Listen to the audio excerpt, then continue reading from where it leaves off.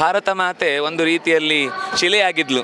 ಇಷ್ಟು ದಿವಸ ಪಾಶ್ಚಾತ್ಯರ ದಾಳಿಗೆ ಒಳಗಾಗಿ ಅವರೇ ತಮ್ಮ ಸ್ಥಿತಿಯನ್ನ ತಾವೇ ಎಲ್ಲಿದ್ದೇವೆ, ನಮಗೆ ನಾವೇ ಪರಕೀಯರು ಅನ್ನುವ ಸ್ಥಿತಿಯಲ್ಲಿದ್ರು. ಈಗ ಈ ರಾಮನ ಪಾದಸ್ಪರ್ಶ ಆಗಿದೆ ಪ್ರಾಣ ಪ್ರತಿಷ್ಠೆಯ ಮೂಲಕ. ಬಹುಶಃ ಇನ್ನು ಭಾರತ ಮಾತೆಯ ನೈಜ ಬದುಕನ್ನು ನಾವು ಜಗತ್ತಿನಾದ್ಯಂತ ಕಾಣ್ಲಿಕ್ಕಿದೆ. ರಾಮ ದೇಶಕ್ಕೆ ನಿತ್ಯವೂ ಕೂಡ ಅವನು ಕುಟುಂಬ ದೊಡ್ಡದು ದೇಶ ದೊಡ್ಡದು ಅಂತ ಪ್ರಶ್ನೆ ಬಂದಾಗ ಅವನು ಕುಟುಂಬಕ್ಕಿಂತ ದೇಶವೇ ದೊಡ್ಡದು ಅಂತ ಸೀತೆಯನ್ನ ತನ್ನ ರಾಜ್ಯದಿಂದ ದೂರ ಇರಿಸಿದ ಬಿಟ್ರೆ, ರಾಜ್ಯದ ಪ್ರಜೆಗಳಲ್ಲಿ ತಾನು ರಾಜನಾಗಿ ಬಿತ್ತಬೇಕಾದ ಸಾತ್ವಿಕತೆ ಏನಿದೆ ಅದಕ್ಕೆ ಒತ್ತು ಕೊಟ್ಟ. ನಮ್ಮತನವನ್ನು ನಾವು ಉಳಿಸ್ಕೊಳ್ಬೇಕು ಅನ್ನೋ ಕಾರಣಕ್ಕೋಸ್ಕರ ಅಷ್ಟೇ ಸಂತೋಷ ಪಡಬೇಕಾದ ಕಾಲ ಇದು. ಇನ್ನೊಬ್ಬರನ್ನ ಘಾಸಿಗೊಳಿಸಿ ನಾವು ಬೆಳಿಬೇಕು ಅಂತ ಅನ್ನೋದನ್ನು ನಾವು ಯಾವತ್ತೂ ನಮ್ಮ ಭಾರತೀಯ ಧರ್ಮದಲ್ಲಿ ಸಂತೋಷ ಪಡುವುದನ್ನು ಒಪ್ಪಲೇ ಇಲ್ಲ. ಆದರೆ ನಮ್ಮತನವನ್ನು ಉಳಿಸ್ಕೊಳ್ಬೇಕು ಅನ್ನೋ ಹೋರಾಟಕ್ಕೆ ಮಾತ್ರ ಧರ್ಮಹಿಂಸಾ ತಥೈವಚ. ಇವತ್ತಿಗೆ ನಮ್ಮ ಜೊತೆ ಖ್ಯಾತ ವಿದ್ವಾಂಸರಾಗಿರ್ತಕ್ಕಂತಹ ಪ್ರವಚನಕಾರರಾಗಿರ್ತಕ್ಕಂತಹ ಕೃಷ್ಣರಾಜ್ ಉತ್ಪಾಡಿ ಅವರು ನಮ್ಮ ಜೊತೆಗಿದ್ದಾರೆ. ಅಷ್ಟೇ ಅಲ್ಲ, ಪೇಜಾವರ ಸ್ವಾಮಿಗಳ ಬಹಳ ಆತ್ಮೀಯ ಶಿಷ್ಯವರ್ಗದಲ್ಲಿ ಒಬ್ಬರಾದವರು.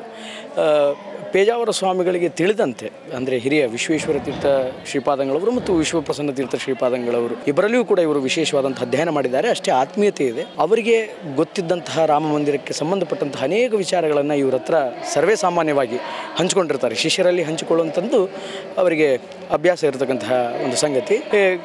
ಇವರ ಹತ್ರ ಯಾವ ವಿಷಯಗಳನ್ನು ಹಂಚಿಕೊಂಡಿದ್ದಾರೆ ಅಂತ ಮೊದಲನೇದಾಗಿ ನಮಸ್ಕಾರ ಆಚಾರ್ಯ. ಆಚಾರ್ಯ, ಹಿಂದೂಗಳ ಭಾರತೀಯರ ಬಹುದಿನಗಳ ಕನಸು ಅಯೋಧ್ಯೆಯಲ್ಲಿ ರಾಮ ಮಂದಿರ. ಇವತ್ತು ಶತಶತಮಾನಗಳ ಕನಸು ಅಯೋಧ್ಯೆಯಲ್ಲಿ ರಾಮ ಮಂದಿರ. ಇವತ್ತು ಆ ಕನಸು ನನಸಾಗಿದೆ. ಅಯೋಧ್ಯೆಯಲ್ಲಿ ರಾಮ ತಲೆ ಎತ್ತಿ ನಿಂತಿದ್ದಾನೆ. ಆ ಕ್ಷೇತ್ರಕ್ಕೆ ಏನೊಂದು ಕಳಂಕ ಇತ್ತು, ಅದು ಹೋಗಿ ಇವತ್ತು ಆ ಕ್ಷೇತ್ರ ಪ್ರಾಣ ಪ್ರತಿಷ್ಠೆ ಆಗಿ ನಿಷ್ಕಳಂಕವಾಗಿ, ದೇಶದ ಪ್ರಾಣ ಪ್ರತಿಷ್ಠೆ ಆಗಿ ನಿಷ್ಕಳಂಕವಾಗಿದೆ. ಯಾವ ರೀತಿಯಾದಂಥ ಸಂತಸ ಇದೆ, ಹೇಗನಿಸ್ತಾ ಇದೆ? ರಾಮಾಯಣದಲ್ಲಿ ಒಂದು ಪ್ರಸಂಗ ಬರುತ್ತೆ. ರಾಮನ ಪಾದಸ್ಪರ್ಶದಿಂದ ಶಿಲೆಯಾಗಿದ್ದಂತಹ ಅಹಲ್ಯೆ ಮತ್ತೆ ನೆಲೆಯಾದ್ಲು, ಹೆಣ್ಣಾಗಿ ಬಂದ್ಲು. ಹಾಗೆ ಭಾರತ ಮಾತೆ ಒಂದು ರೀತಿಯಲ್ಲಿ ಶಿಲೆಯಾಗಿದ್ಲು.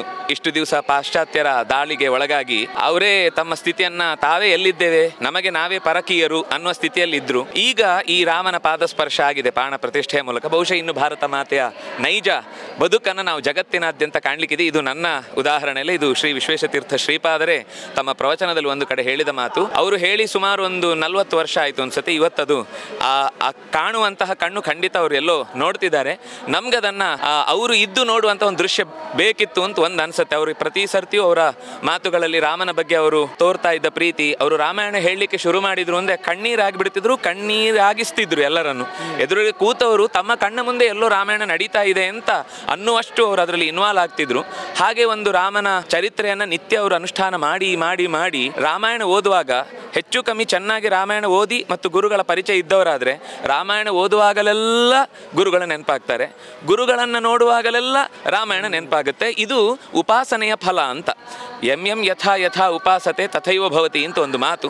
ಹಾಗಾಗಿ ಅವರು ಕೃತೇ ನೈಕೇನ ತುಷ್ಯತಿ ಅಂತ ರಾಮನನ್ನು ಹೇಳುವ ಹಾಗೆ ಗುರುಗಳು ಎಲ್ಲೋ ನಾವು ಒಂದು ದಿವಸ ಮಾಡಿದ ಕೆಲಸವನ್ನು ಕೂಡ ಮರೆಯದೆ ಇನ್ನೂ 10 ವರ್ಷ ಬಿಟ್ಟು ಬಂದಾಗಲೂ ಅದನ್ನು ಹೇಳ್ತಿದ್ರು ಅವರು. ರಾಮ ಯಾವತ್ತು ಪಟ್ಟಾಭಿಷೇಕಕ್ಕೆ ಕೂತ್ನೋ ಅವತ್ತು ನಾವು ಇರಲಿಲ್ಲ ತ್ರೇತಾಯುಗದಲ್ಲಿ. ಆದರೆ ಇರಲಿಲ್ಲ ಅಂದರೆ ಬಹುಶಃ ನಮ್ಗೆ ನೆನಪು ಇರಲಿಕ್ಕಿಲ್ಲ ಇದ್ರೂ ಕೂಡ.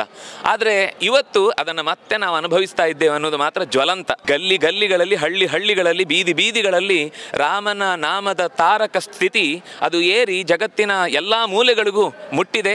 ವಿದೇಶದ ಅನೇಕ ಕಡೆಗಳಲ್ಲಿ ನೇರ ಪ್ರಸಾರವನ್ನು ಅವರು ನಾವಿಲ್ಲಿ ನೋಡಿದ ಹಾಗೆ ಅನೇಕ ಕಡೆ ಅವರು ನೋಡುವಂತಹ ಸ್ವತಃ ಅವರದ್ದೇ ಟೀಮ್ಗಳು ಬಂದು ಇಲ್ಲಿ ಅಯೋಧ್ಯೆಯಲ್ಲಿ ಬೀಡು ಬಿಟ್ಟಿದೆ ಅಂದರೆ ಇದ್ರ ಮೇಲೆ ಬೇರೆ ಏನು ಹೇಳಬೇಕಾಗಿಲ್ಲ. ರಾಮ ಯಾವತ್ತೂ ಕೂಡ ಉತ್ಸವೇಶು ಸ ಸರ್ವೇಶು, ಎಲ್ಲಿ ಪಿತೇವ ಪರಿತುಷ್ಯತಿ ಅಂತ, ಎಲ್ಲಿಯೇ ಏನೇ ಜನ ಸಂತೋಷ ಪಡ್ತಾ ಇದ್ರು ಒಬ್ಬ ತಂದೆ ಹೇಗೆ ಆ ಸಂತೋಷವನ್ನು ನೋಡಿ ಇದು ನನ್ನ ಸಂತೋಷ ಅಂತ ಭಾವಿಸ್ತಿದ್ನೋ ಹಾಗೆ ನಮ್ಮ ಗುರುಗಳು ಕೂಡ ನಾವೆಲ್ಲ ಏನೋ ಒಂದು ಸಣ್ಣ ಪುಟ್ಟ ವ್ಯವಸ್ಥೆಮಯವಾದ ಏನೋ ಕಾರ್ಯ ಮಾಡಿದ್ರು ಕೂಡ ಅಂದರೆ ನಮ್ಮ ತಿಳುವಳಿಕೆಯ ಮಟ್ಟಕ್ಕೆ ನಾವೇನೋ ನಾಟಕವೋ ಪದ್ಯವೋ ಏನೋ ಒಂದು ಬರೆದಿದ್ರೆ ಅದನ್ನೊಬ್ಬ ತಂದೆ ಹೇಗೆ ಸಂತೋಷ ಪಡ್ತಾನೆ, ತನ್ನ ಮಕ್ಕಳು ಏನು ಮಾಡಿದ್ರು ಸಂತೋಷ ಅಲ್ವಾ, ಹಾಗೆ ಸಂತೋಷ ಪಡುವಂತಹ ಒಂದು ವ್ಯಕ್ತಿತ್ವ ಇವತ್ತು ರಾಮನನ್ನು ಮತ್ತೆ ನೆನಪಿಸ್ಕೊಳ್ಳೋದು ಅಂದರೆ ಗುರುಗಳನ್ನು ನೆನಪಿಸ್ಕೊಳ್ಳೋದು ಅಂದರೆ ರಾಮನ ಬದುಕನ್ನು ಮೆಲುಕು ಹಾಕುವುದು ಅಂತ ಅರ್ಥ. ಅನೇಕ ಜನ ಕರಸೇವಕರು ಸಂತರು ಅಯೋಧ್ಯೆಗೆ ಹೋಗಿ ಅಲ್ಲಿನ ಹೋರಾಟಗಳಲ್ಲಿ ಪಾಲ್ಗೊಂಡಿದ್ದರು. ವಿಶ್ವೇಶ್ವರ ತೀರ್ಥರು ಅದರಲ್ಲಿ ಮುಂಚೂಣಿಯಲ್ಲಿದ್ದಂಥವರು, ಅಗ್ರಸ್ಥಾನದಲ್ಲಿದ್ದಂಥವರು. ಅವರು ಅಲ್ಲಿ ಹೋದಂಥ ಸಂದರ್ಭದಲ್ಲಿ ಆ ಅನುಭವಗಳನ್ನು ನಿಮ್ಮ ಶಿಷ್ಯವರ್ಗದ ಮುಂದೆ ಹೇಳ್ಕೊಂಡಿದ್ದೇನೆ. ವಿಶೇಷವಾದಂಥ ಅನುಭವ ಯಾವುದಾದ್ರೂ ಒಂದನ್ನು ಹಂಚ್ಕೋಬೋದಾ ಅಂತ? ಖಂಡಿತ.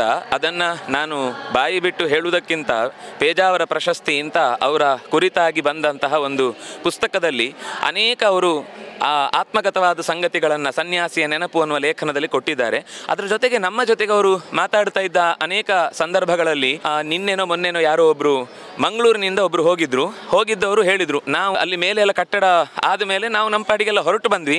ಆದರೆ ಯಾಕೋ ಮಧ್ಯರಾತ್ರಿಗೆ ಮತ್ತೆ ನಾವು ಅಲ್ಲಿಗೆ ಹೋದಾಗ ಪೇಜಾವರ ಶ್ರೀಗಳವರು ಈ ತಾಪಿಯನ್ನು ಹಿಡ್ಕೊಂಡು, ಅಂದರೆ ಸಿಮೆಂಟ್ ಹಾಕುದ ತಾಪಿಯನ್ನು ಹಿಡ್ಕೊಂಡು ಕಲ್ಲನ್ನು ಜೋಡಿಸ್ತಾ ಮಣ್ಣು ಹಾಕ್ತಾ ಇದ್ರಂತೆ. ಅವರು ಸಿಮೆಂಟ್ ಕಲಸಿ ಹಾಕ್ತಾ ಇದ್ರಂತೆ. ಸ್ವಾಮಿ ನೀವೇನು ಮಾಡ್ತಾ ಇದ್ರಿ? ಅಯ್ಯೋ ರಾಮನಿಗೆ ನಿಮ್ಮ ಹಾಗೆ ನಾನು ಕೂಡ ಸೇವಕ, ನಾನು ಅದರಲ್ಲಿ ಮೇಲಿಂದ ಇಳಿದು ಬಂದವನೇನಲ್ಲ, ಅದರಿಂದಾಗಿ ನನ್ನ ಕರ್ತವ್ಯ. ಅಷ್ಟೊತ್ತಿಗೆ ಎಲ್ಲರೂ ಸೇರ್ಕೊಂಡ್ರು. ಆಮೇಲೆ ಆ ಹೇಳುವ ಕೆಲವೇ ಕ್ಷಣಗಳಲ್ಲಿ ಒಂದು ತಾತ್ಕಾಲಿಕವಾದ ಮಂಟಪ ನಿರ್ಮಾಣ ಆಗಿ ತಕ್ಷಣವೇ ರಾಮಲಲ್ಲನನ್ನು ಅಲ್ಲಿಯೇ ಪ್ರತಿಷ್ಠೆ ಮಾಡಬೇಕು ಅಂತ ಬೇರೆಯವರೆಲ್ಲ ಹೊರಟು ಬಿಟ್ಟರೆ ಗುರುಗಳು ಹೇಳಿದಂತೆ ನಾವು ಈಗಲೇ ಪ್ರತಿಷ್ಠೆ ಮಾಡಬೇಕು.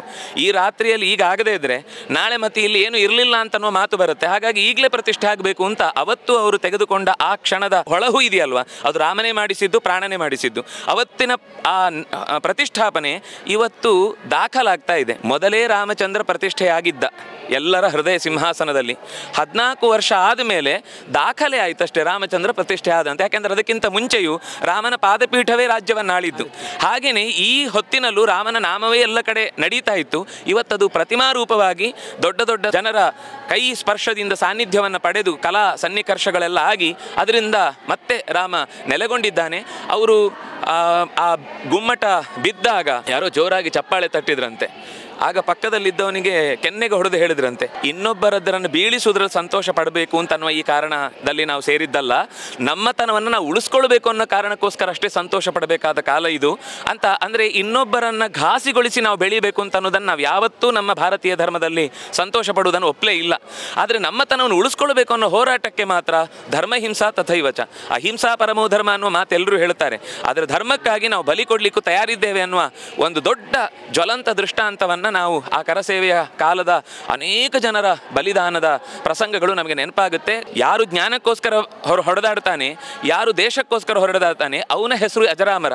ಅದು ರಾಮ ದೇಶಕ್ಕೆ ನಿತ್ಯವೂ ಕೂಡ, ಅವನ ಕುಟುಂಬ ದೊಡ್ಡದೋ ದೇಶ ದೊಡ್ಡದೋ ಅಂತ ಪ್ರಶ್ನೆ ಬಂದಾಗ ಅವನ ಕುಟುಂಬಕ್ಕಿಂತ ದೇಶವೇ ದೊಡ್ಡದು ಅಂತ ಸೀತೆಯನ್ನ ತನ್ನ ರಾಜ್ಯದಿಂದ ದೂರ ಇರಿಸಿದ ಬಿಟ್ಟರೆ ರಾಜ್ಯದ ಪ್ರಜೆಗಳಲ್ಲಿ ತಾನು ರಾಜನಾಗಿ ಬಿತ್ತಬೇಕಾದ ಸಾತ್ವಿಕತೆ ಏನಿದೆ ಅದಕ್ಕೆ ಒತ್ತು ಕೊಟ್ಟ ಅನ್ನುವ ಈ ಅಂಶಗಳನ್ನು ನಾವು ಇವತ್ತಿನ ದಿವಸದಲ್ಲಿ ನೆನಪಿಸ್ಕೊಳ್ಬೇಕು ಅಂತ ಹೇಳ್ತೇನೆ. ಸುದೀರ್ಘವಾದಂಥ ಹೋರಾಟ ಇದು, ನಿನ್ನೆ ಮೊನ್ನೆಯ ಹೋರಾಟ ಅಲ್ಲ, ಸುಮಾರು ವರ್ಷಗಳ ಹೋರಾಟ ಇದೆ. ಆದರೆ ಈ ರಾಮ ಮಂದಿರ ಪ್ರಾಣ ಪ್ರತಿಷ್ಠಾಪನೆ ಏನಿದೆ, ಇದು ಉದ್ಘಾಟನೆ ಏನಿದೆ, ಇದೆಲ್ಲ ಮುಂಬರುವಂಥ ಲೋಕಸಭಾ ಚುನಾವಣೆಯ ಗಿಮಿಕ್ಕು.